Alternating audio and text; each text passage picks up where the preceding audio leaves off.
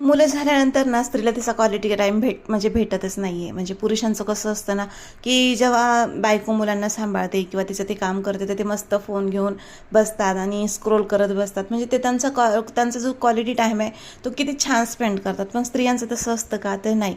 स्त्रियांना जेव्हा त्यांचा क्वालिटी टाईम स्पेंड करायचा असतो तेव्हा त्यांना बाळाला झोपवावं लागतं. त्याच्यानंतर त्याला म्हणजे अगोदर जेवू घाला, खाऊ घाला, त्याला छानसं आंघोळ वगैरे घाला, नंतर त्याला झोपू घाला. झोपल्यानंतर पण मग कामं दिसतात. अरे बापरे, घर पुसायचं राहिले, कपडे राहीत, भांडी राहीत.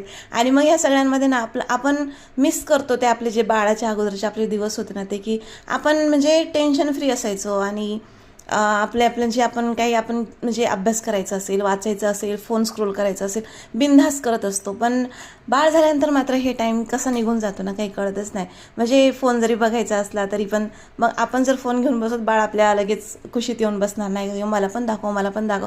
आणि सगळं त्याच्या मनाने बघायचं असतं. शक्यतो आपण बघत नाही म्हणा, कारण त्याला पण आपण स्क्रीन टाईम देऊ शकत नाही बाळाला त्याच्यामुळे. पण एक गोष्ट अशी असते की जेव्हा आपल्याला आपलं स्वतःचा क्वालिटी टाईम स्पेंड करायचा असतो ना, तर अशा ठिकाणी जायचं असतं ज्या ठिकाणी म्हणजे बाबा मुलांना सांभाळतात आणि आपण आपलं एन्जॉय करत असतो, फोटोज व्हिडिओज काढत असतो. तर हा व्हिडिओ आहे ओकोमाया फ्रेंडशिप गार्डनचा आणि आम्ही गेलो होतो त्या ठिकाणी. खूप सुंदर गार्डन आहे, खूप भारी वाटलं.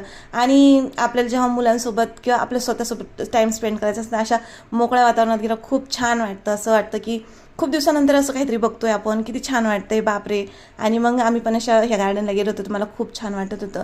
आणि गौरीला तिचे बाबा सांभाळत होते. तर असं होतं आमचा आजचा दिवस. भेटू दुसऱ्या ब्लॉगमध्ये. बाय.